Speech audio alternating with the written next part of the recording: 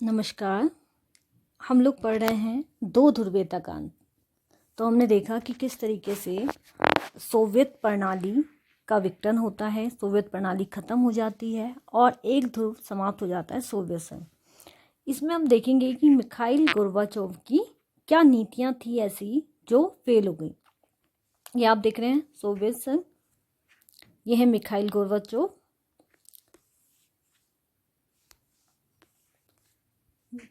Mikhail Gorbachev ने Soviet संघ में सुधार के लिए प्रयास किए, क्योंकि सोवियत प्रणाली में कुछ ऐसी कमियां आ गई थी जिनको कि वो ठीक करना चाह रहे थे। तो ऐसी क्या समस्याएं आई सोवियत संघ के सामने कि मिखाइल गोर्बाचोव को सुधार करने पड़े। किन कारणों से मिखाइल गोर्बाचोव सुधार करने के लिए बाध्य हुए। पहला, पश्चिमी गठबंधन में जितने भी देश थे वहां पर तेजी से सूचना और प्रौद्योगिकी के क्षेत्र में क्रांतिकारी परिवर्तन हो रहे थे, जिसके कारण गोर्बाचोव के लिए सोवियत संघ में आर्थिक सुधार करने आवश्यक हो गए। क्योंकि पश्चिमी गठबंधन के देशों में बहुत तेजी से क्या हो रहे थे, सूचना और प्रौद्योगिकी के क्षेत्र में सुधार हो रहे थे, क्रांतिकारी परिवर्तन हो रहे थे। तो इस कारण गोर्बाचोव को भी ऐसे परिवर्तन करने पड़े। दूसरा, गोर्बाचोव पश्चिमी देशों के साथ संबंधों को सामान्य बनाने एवं सोवियत संघ को लोकतांत्रिक रूप देने की दृष्टि से सुधारों के लिए बाध्य हुए। एक दूसरा कारण क्या था कि जो गोर्बाचोव थे वो पश्चिमी देशों के साथ संबंधों को क्या करना चाह रहे थे, सामान्य बनाना चाह रहे थे। अमेरिका और उसके गठबंधन के जितने भी देश थे उनके साथ मित्रतापूर्ण संबंध स्थापित करना चाह रहे थे और सोवियत संघ को एक लोकतांत्रिक रूप देना चाह रहे थे, लोकतंत्र स्थापित करना चाह रहे थे सोवियत संघ में, इसलिए उन्होंने वहां पर सुधार किए। तीसरा, सोवियत प्रणाली के चलते लास्ट में क्या हुआ कि सोवियत संघ में प्रति व्यक्ति आय कम हो गई। तो सोवियत संघ, तीसरा क्या है, सोवियत संघ के नागरिकों की प्रति व्यक्ति आय में वृद्धि करने के लिए मिखाइल गोर्बाचोव सुधार करने के लिए बाध्य हुए। अब उन्होंने क्या किया, ठीक है। ये क्वेश्चन देखो, उत्तराखंड में 2020 में पूछा गया है। मिखाइल गोर्बाचोव ने समकालीन परिदृश्य में आर्थिक सुधार लाकर एक दूरगामी सोच का परिचय दिया, ठीक है। ऐसे सुधार इससे पहले तक नहीं हुए थे, किंतु पूर्वी यूरोप के देशों की जनता ने अपनी सरकारों और सोवियत नियंत्रण का विरोध करना शुरू कर दिया। अब उन लोगों ने इतनी जो खुली छूट थी इससे पहले देखी नहीं थी।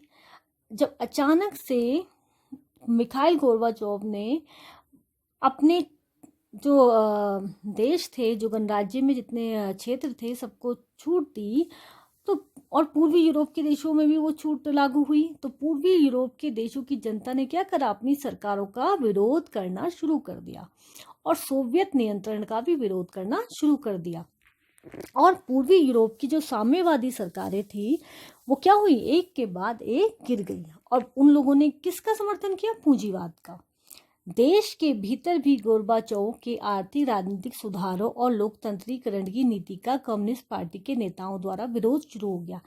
अब जो उन्होंने सुधार किए, उन्होंने तो अच्छे सोच के सुधार किए थे कि देश का भला होगा, लोगों का भला होगा, लेकिन उसका क्या हुआ, जनता भी नाराज हो गई, ठीक है। एक के बाद एक सरकारें गिर गई और साथ में जो कम्युनिस्ट पार्टी के नेता थे उन्होंने भी इन सुधारों का क्या कर दिया, विरोध करना शुरू कर दिया।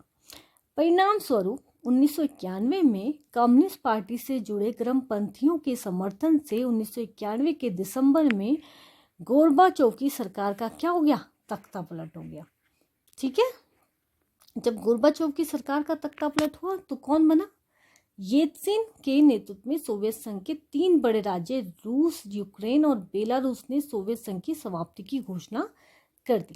समझ लो, मिखाइल गोर्बाचोव की सरकार गिर जाती है, उसका तख्ता पलट हो जाता है और येल्त्सिन जो होते हैं वो उनको सोवियत संघ का नेतृत्व मिल जाता है। और सोवियत संघ के में जो 3 बड़े राज्य थे, 15 गणराज्य थे कुल, 3 बड़े राज्य रूस, यूक्रेन और बेलारूस ने सोवियत संघ की समाप्ति की घोषणा कर दी। कम्युनिस्ट पार्टी प्रतिबंधित हो गई और परवर्ती सोवियत गणराज्यों ने, जो बाद के गणराज्य थे, सोवियत संघ के जितने भी गणराज्य थे, उन्होंने सोवियत संघ से अलग होकर सब अलग अलग देश बन गए। उन्होंने पूंजीवाद और लोकतंत्र को आधार बनाया। 1991 में सोवियत संघ का विघटन, साथ ही शीत युद्ध भी समाप्त हो गया। सोवियत संघ का उत्तराधिकारी रूस सुरक्षा परिषद का क्या बना, स्थायी सदस्य बना। ठीक है, तो ये है मिखाइल गोर्बाचोव के सुधार। एक बात जो और है मिखाइल गोर्बाचोव के सुधारों में, इनके सुधारों में इन्होंने दो बातों पर फोकस रखा। एक को कहा गया पेरेस्ट्रोइका और दूसरे को ग्लासनोस्त। पेरेस्ट्रोइका और ग्लासनोस्त कभी पूछा लिया जा सकता है कि पेरेस्ट्रोइका क्या है और ग्लासनोस्त क्या है। तो मिखाइल गोर्बाचोव का रूसी इतिहास में सुधारों के लिए प्रसिद्ध है। जो मिखाइल गोर्बाचोव का नाम है वो रूसी इतिहास में सुधारों के लिए प्रसिद्ध है।